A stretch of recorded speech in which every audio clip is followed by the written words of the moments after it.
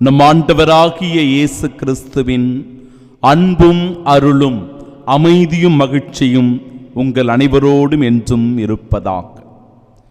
மரியாள் திரு அவையின் அன்னை என்கிற விழாவினை இன்று நம் தாயாம் திரு அவை நினைவு கூறுகிறது. நேற்று தூய ஆவியானவருடைய பெருவிழாவை, பெந்தகோஸ்து பெருவிழாவினை சிறப்பித்து கொண்டாடினோம். இந்நாளில் திரு அவையினுடைய தூண்களாக போற்றப்படுகின்ற திருத்தூதர்கள் எவ்வாறு இந்த திரு அவையை கட்டி எழுப்புவதற்காக, இறை ஆட்சியை இந்த உலகம் முழுவதும் கொண்டு போய் சேர்ப்பதற்காக அவர்கள் உழைத்தார்கள்.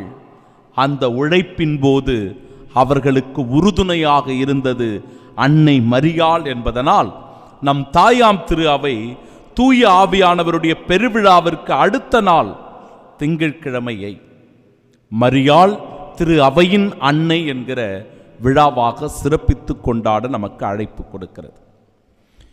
அன்னை மரியாளை இந்நாளில் சிறப்பாக நாம் நினைவு கூறுகிறோம். எப்படி அவர் திரு அவையின் அன்னையாக போற்றப்படுகிறார்? 3 காரணங்களை நான் சொல்லுகிறேன்.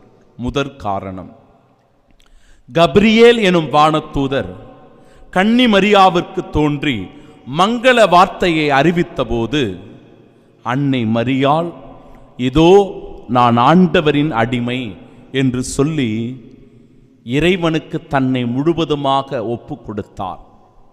இதனால் ஆண்டவர் இயேசு கிறிஸ்துவை பெற்றெடுக்கக்கூடிய பாக்கியத்தை அவர் பெற்றுக்கொண்டார்.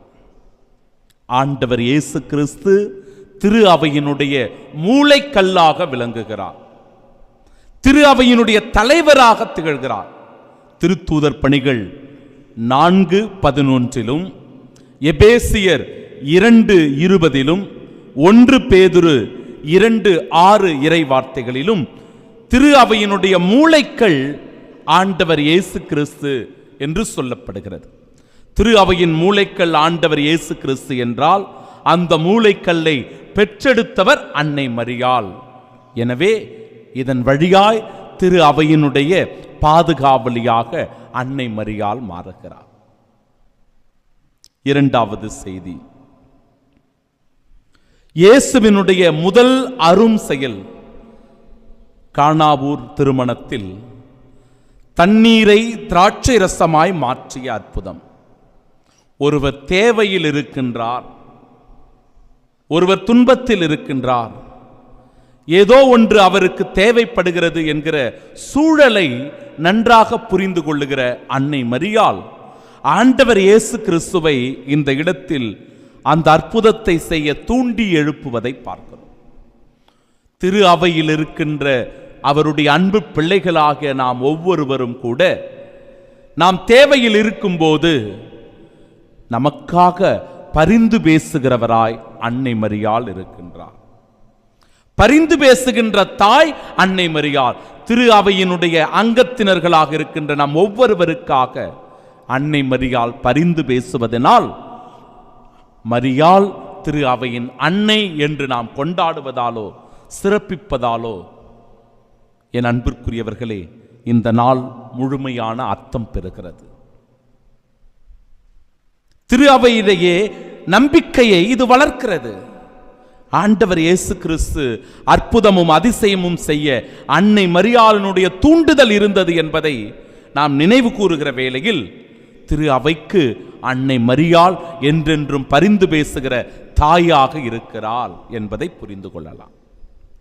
மூன்றாவது செய்தி, அன்னை மரியா இயேசுவோடு கல்வாரி வரை பயணித்தவர். ஆண்டவர் இயேசு கிறிஸ்துவோடு அந்த துன்பங்களிலும் பாடுகளிலும் மரணத்திலும் பங்கெடுத்தவர். இயேசுவினுடைய கல்வாரி வரை மட்டுமல்ல, இயேசுவுக்கு பிறகும் சீடர்களோடு உடன் பயணித்தவர். சீடர்களோடு உடன் பயணித்து தூய ஆவியானவருடைய வருகைக்காக செபித்தவர். தூய ஆவியையும் பெற்று தந்தவர். எனவே அன்பிற்குரியவர்களே, சீடர்களோடு உடன் பயணித்த தன்னுடைய உடனிருப்பை வெளிப்படுத்தி அன்னை மரியாள் திரு அவையின் உறுப்பினர்களாக இருக்கிற நாம் ஒவ்வொருவரும் கூட அன்னை மரியாளினுடைய உடனிருப்பை இந்நாளில் உணர்கிறோம். நம்மோடும் நம் தேவத்தாய் அன்னை மரியாள் உடனிருக்கிறார் என்பதே இந்த செய்தி. சீடர்களோடு உடனிருந்தவர் இன்று நம்மோடும் உடனிருக்கிறார், நம்மோடு இணைந்து செயலாற்றுகிறார், நம்மை ஜெபிக்க தூண்டுகிறார். தூய ஆவியை பெற்றுக்கொள்ள அன்னை மரியாள் நமக்காக பரிந்து பேசுகிறார். எனவே இந்த விழா முழுமையான ஒரு அர்த்தமுள்ள ஒரு விழா. மரியாள் திரு அவையின் அன்னை என்பதில் எல்லளவும் ஐயமில்லை. ஏனென்றால் திரு அவையை உருவாக்கிய மூளைக்கல்லாகிய கிறிஸ்துவையே பெற்றெடுத்த அன்னை. கானாவூர் திருமணத்தில் அற்புத அதிசயத்தை செய்வதின் வழியாக தேவையில் இருப்போருக்காக பரிந்து பேசுகின்ற அன்னை. நம்மோடு என்றும் உடன் பயணிப்பதால் திரு அவையின் உடனிருப்பின் அன்னையாய் அன்னை மரியாள் இருக்கிறார். எனவே இந்த விழாவை கொண்டாடுவது நம் ஒவ்வொருவருக்கும் உற்சாகத்தை கொடுக்கிறது, திரு அவையை உயிரோட்டம் உள்ளதாக மாற்றுகிறது. நாமும் அன்னை மரியாளோடு கரம் கோர்ப்பதின் வழியாக திரு அவையை உயிரோட்டமுள்ள திரு அவையாய் மாற்றுகிறோம் என்பதில் எல்லளவும் ஐயவில்லை. அன்னை மரியாள் திரு அவையினுடைய பாதுகாவலியாக இருப்பதனால் நம்மோடு இணைந்து உடன் பயணிக்கிறார், நமக்காக என்றும் பரிந்து பேசுகிறார் என்கிற உணர்வுடன் இந்த நாளை கொண்டாடி மகிழ்வோம். இயேசுவின் சாட்சிகளாய் வாழ்வோம். ஆமீன்.